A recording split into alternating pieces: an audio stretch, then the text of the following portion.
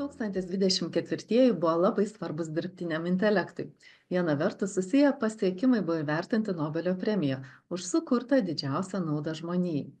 Kita vertus buvo bandoma suvaldyti didžiulę riziką, sudarant tarptautinį susitarimą dėl dirbtinio intelekto ir žmogaus teisų, bei priimant es dirbtinio intelekto aktą. Tačiau šiame epizode norim sutelkti dėmesį tik į teigiamą pusę. Kaip dirbtinis intelektas gali palengvinti gyvenimą, ypač muitinės ir tarptautinės prekybos srityje. Aš esu Enrika Naujokė, Customs Clear direktorė. Mano patirtis apima keletą sričių – muitinę, švietimą ir verslą.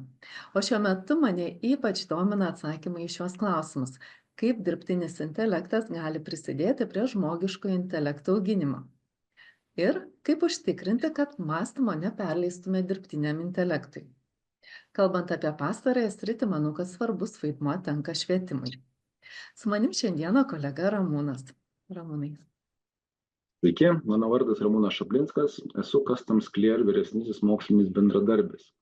Esu apgynęs daktaro laipsnį matematikos ir informatikos srityje, kurioje dirbu virš 30 metų.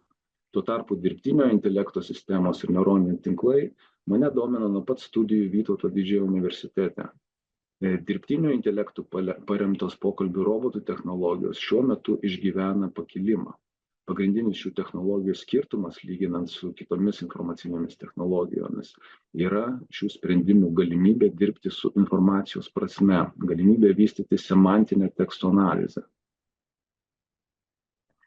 Kartu su kitais Customs Clear komandos nariais ir partneriais siekiame bent šiek tiek supaprastinti sudėtingą teisinį muitų ir prekybos pasaulį. Džiaugiamės galėdami pasidalinti pirmoju pasiekimu. Paskutinę šių metų dieną Lietuvos muitinės interneto svetainėje pradėjo veikti mūsų išvystytas dirbtinio intelekto asistentas Matas. Jis atsako į klausimus apie pašto ir elektroninės prekybos siuntų muitinį forminimą. Ramūnai, gal pademonstruotum ir kiek papasakotum apie funkcijas? Žinoma, ekrane matote Lietuvos Respublikos muitinę svetainę. Ji yra pasipuošusi ne tik kalėdiniais atributais, tačiau ir atsiradęs naujas ženkliukas, pokalbių roboto valdiklis, kuris užvadintas Matu, muitinės asistentu, ir jisai šneka lietuviškai, tačiau sugeba priimti klausimus visomis ES valstybių kalbomis ir gali atsakyti tą kalbą, kurią paklausiu. Aš bandysiu užduoti klausimą lietuviškai ir paklausiu, ar galiu pats pildyti muitinės deklaraciją, nenaudodamas muitinės tarpininko paslaugų.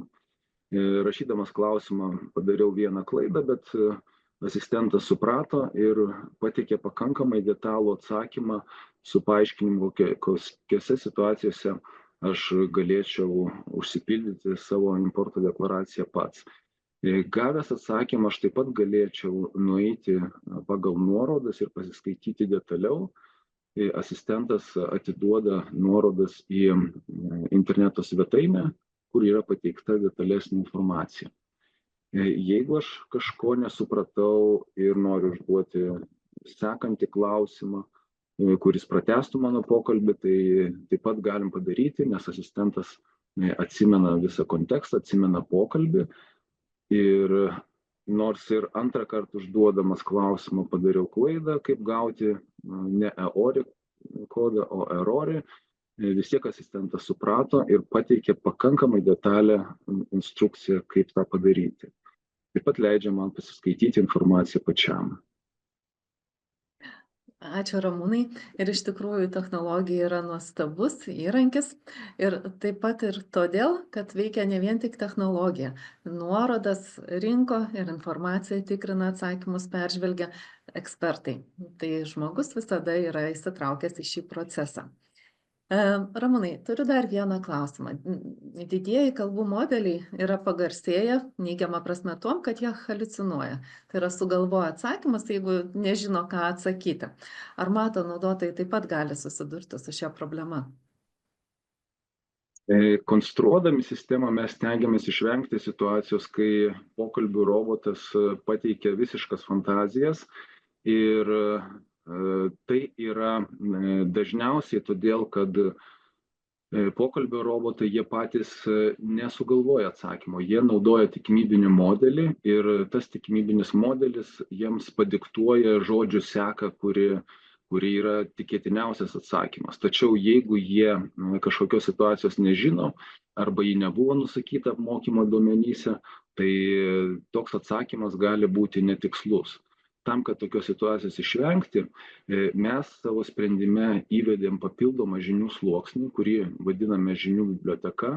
Ir kiekvieną kartą uždavus klausimą, mūsų sistema pati atrenka galimus kandidatus atsakymus ir pokalbių robotas tik tai peržvelgia šios galimus atsakymus ir juos panaudoja galutiniam vartotojo atsakymui.